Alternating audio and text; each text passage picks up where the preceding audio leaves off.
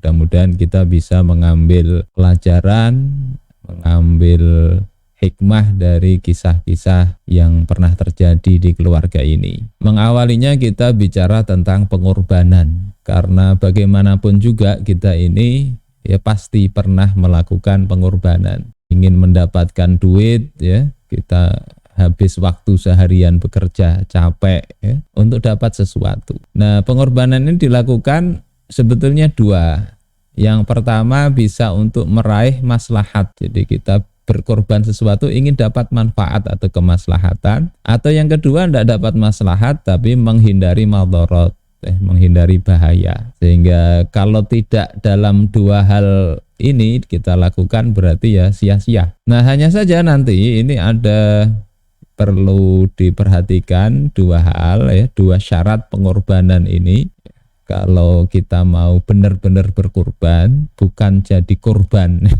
Yang pertama itu adalah maslahat yang ingin diraih itu mestinya lebih besar daripada yang dikorbankan. Ingin mendapatkan sesuatu mestinya yang dikeluarkan lebih kecil dari yang ingin didapatkan. Yang kedua, kalau ingin menghindari kerugian sesuatu, mestinya kerugian yang dihindari itu lebih besar daripada juga yang dikorbankan. Ya, orang misalnya mengorbankan ada kadang dibacok, ya, menangkisnya tidak ada yang lain tangan, ya, tangannya dikorbankan, terkena bacokan, mungkin untuk menyelamatkan leher.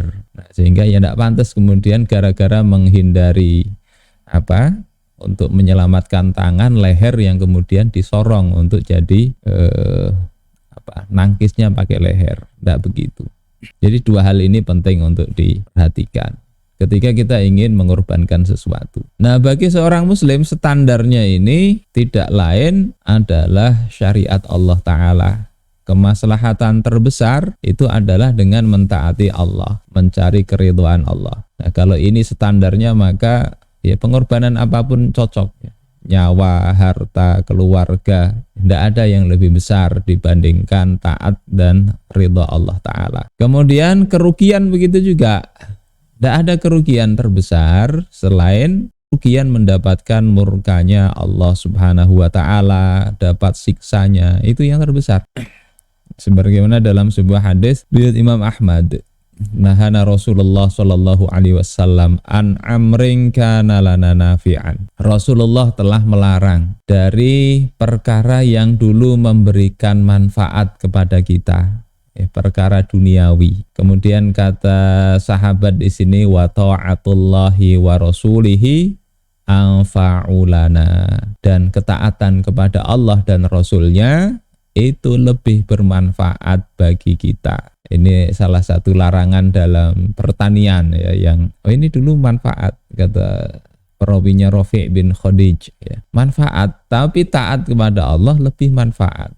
Sehingga melakukan itu ya, meninggalkan kemanfaatan itu hal yang biasa, dilakukan dengan lapang. Karena apa? Karena ada yang lebih manfaat, yakni taat kepada Allah Subhanahu wa Ta'ala. Nah, ini yang kemudian di keluarga Nabiullah Ibrahim alaihissalam itu betul-betul tercermin, terlaksana. Ya, ini keluarga yang banyak ujian dan pengorbanannya. Ada beberapa hal insya Allah. Yang pertama nanti ini adalah bukan hanya peristiwa ibadah kurban, tapi sejak sebelumnya. Jadi beliau ini berdakwah kepada kaumnya termasuk Raja Namrud itu sampai pada level konfrontasi yang luar biasa. Beliau sampai mau dibakar dan betul-betul dibakar oleh kaumnya. Apa yang dikorbankan? Beliau siapkan jiwa, milih dibakar tidak apa-apa daripada mengakui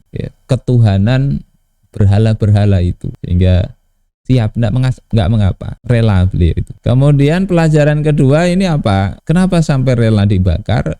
Untuk kejelasan dakwah. Kalau dia berpura-pura, Nabiullah Ibrahim kemudian pura-pura menyembah berhala juga, mungkin selamat jiwanya, tidak terkena ancaman pembakaran itu. Tapi dakwah bagaimana? Beliau siap itu.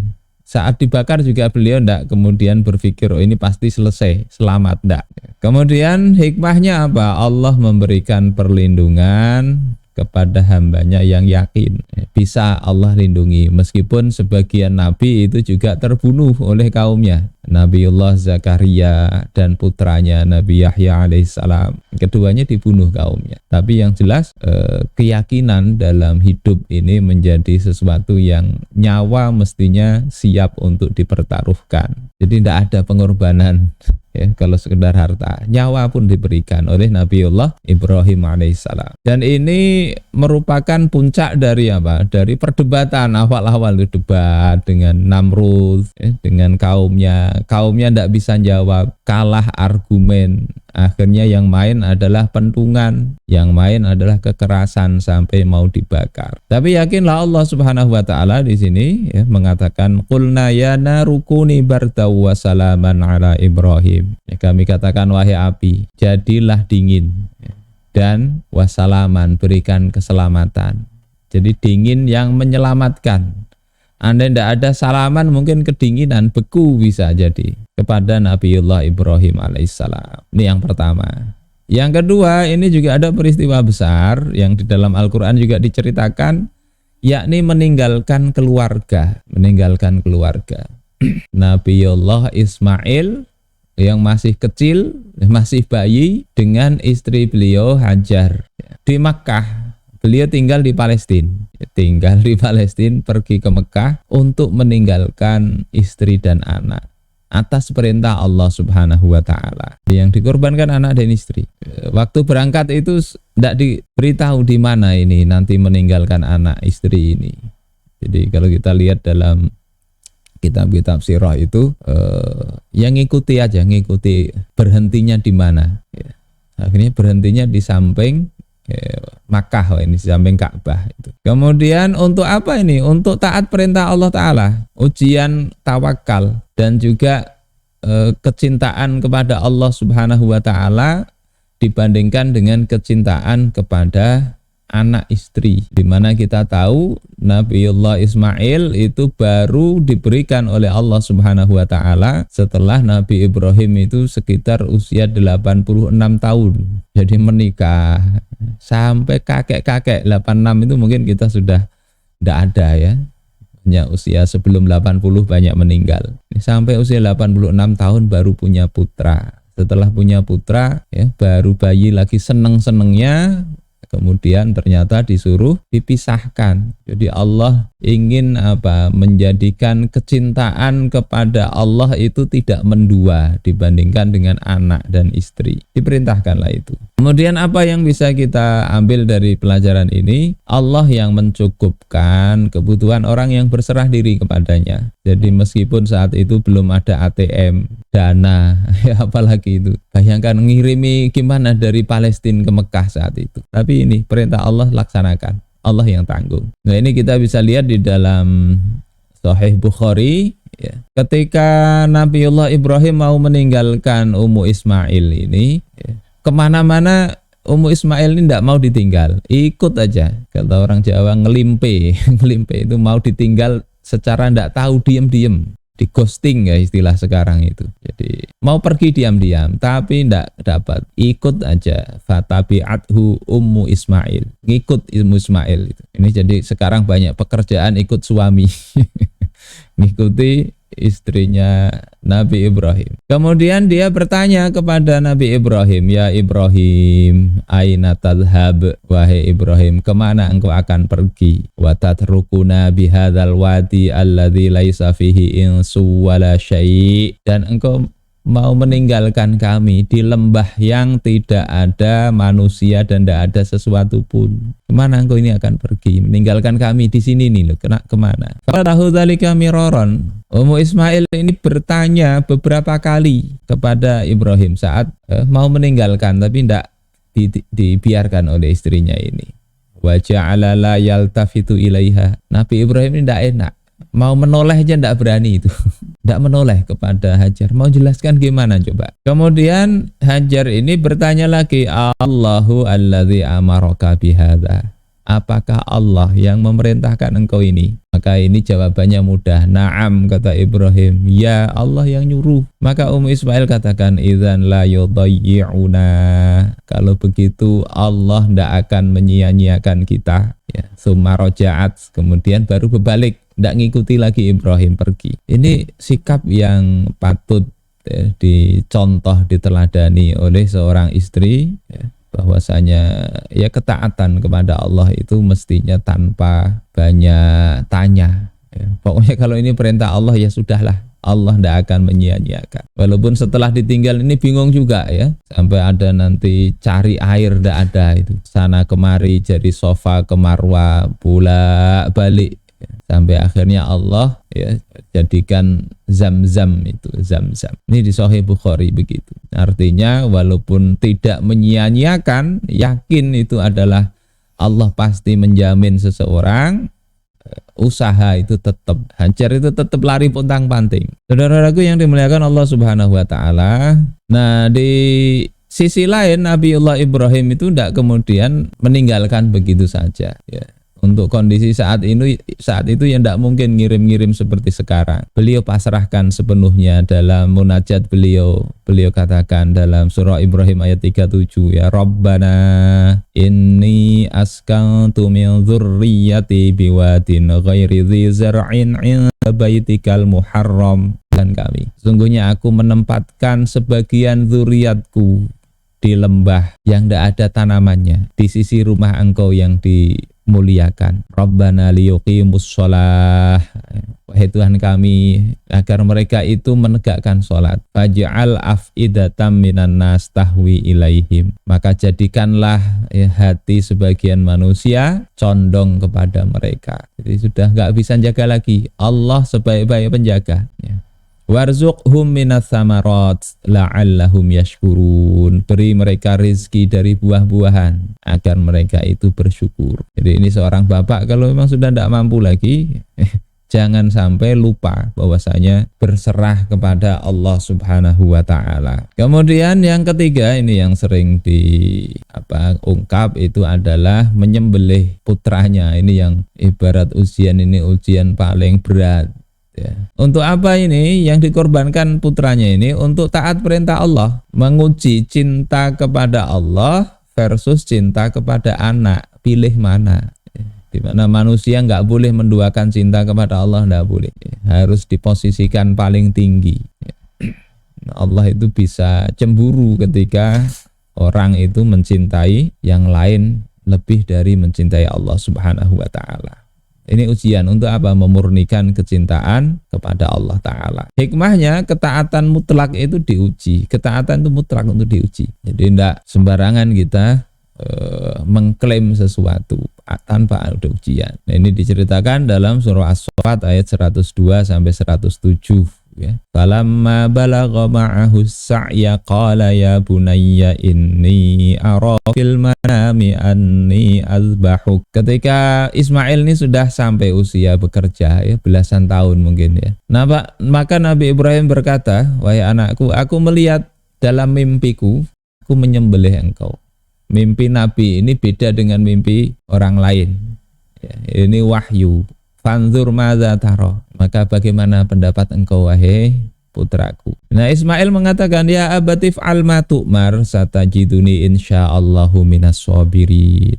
Wahai bapak, lakukan yang diperintahkan, insyaallah engkau dapati aku ini orang-orang yang sabar. Jadi bisa kita bayangkan, ini usianya berarti sekitar berapa? Hampir 100 tahun Nabi Ibrahim nih untuk menyembelih putra. Jadi ujian berat. Ya. Nah, di tafsir Qurtubi itu diceritakan ketika Nabiullah Ibrahim ini mau melaksanakan perintah ini, yang paling kasakusuk itu adalah iblis, ya, setan. Ya, di situ diceritakan fatamatsala syaitanu lahum fi suratir rajul. Setan itu kemudian menyerupai bentuk seorang laki-laki. Jadi ini apa istilahnya? Penampakan, ya. Bisa menyerupai begitu. Walaupun di penjelasan Imam Asy'arawi kalau setan itu dia menyerupai makhluk, ya, menjelma menjadi makhluk, itu bisa kita sakiti, bisa dibunuh. Jadi kalau dia misalnya menjelma jadi hewan itu ya, ya dibunuh mati dia, kata Syekh Asy'arawi. Sehingga memang jarang setan itu misalnya jelma jadi hantu misalnya. Nah, jangan takut, pukul-pukul sakit dia. Nah, dia ini nyerupai seorang lelaki, tsumma ata ummal gulam. Kemudian yang pertama dibujuk itu adalah ibunya, Hajar. Kata lelaki ini, yakni setan ini, atadarina aina yadhhabu Ibrahimu bibnik. Tahukah engkau kemana Ibrahim itu membawa anakmu? Kata Hajar, la, ndak tahu. Maka setan katakan, innahu yadhhabu bihi liyadhbahah. Dia bawa putramu itu untuk disembelih. Maka ibunya katakan, kalla huwa ar'afu bihi min dzalik. Ndak, ya, dia sangat sayang kepada putranya itu. Kemudian setan tadi ngomong, innahu yaz'umu anna rabbahu amarahu bidzalik. Sesungguhnya Ibrahim itu menyangka Tuhannya telah memerintahkan yang demikian. Maka Ummu Ismail katakan, fa in kana rabbuhu qad amarahu bidzalik faqad ahsana ayyuti rabbah. Kalau memang benar Tuhannya itu menyuruh yang demikian, maka yang terbaik baginya ya mentaati Tuhannya. Coba ini ibu mana yang bisa begini? Putranya mau jadi kurban, jadi korban, mau disembelih, tapi ibunya tidak masalah. Ketika ini adalah perintah Tuhan. Ini memang jangan dipraktekkan untuk sekarang ya. Kiai misalnya mau nyerupai gini, enggak. Ini Nabi ini. Kalau kiai enggak level. Jangankan suruh nyembelih putra ya, suruh nyembelih kambing atau sapi aja kadang masih mikir ini sayang hartanya. Ini cerita ya, kejadian pada Nabiullah Ibrahim. Orang semakin tinggi keimanannya, tinggi levelnya, itu ujiannya makin berat. Orang yang masih sayang harta itu tidak akanlah diuji kayak gitu. Kalau ada begini ini nanti sesat. Apalagi ngujinya mau mencabuli santri atau santriwati atau murid. Oh ini aku mimpi.